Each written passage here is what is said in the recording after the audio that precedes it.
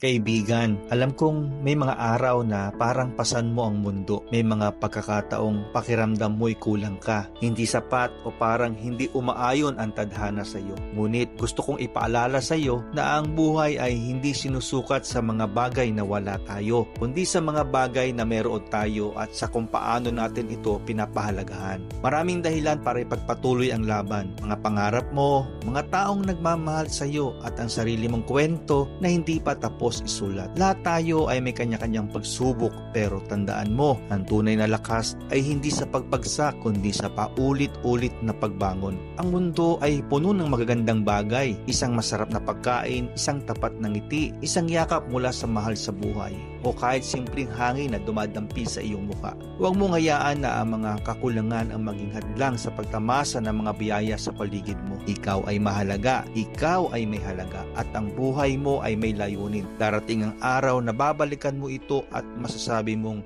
buti na lang, hindi ako sumuko. Laban lang kaibigan, ang mundo ay may inihaing liwanag para sa iyo.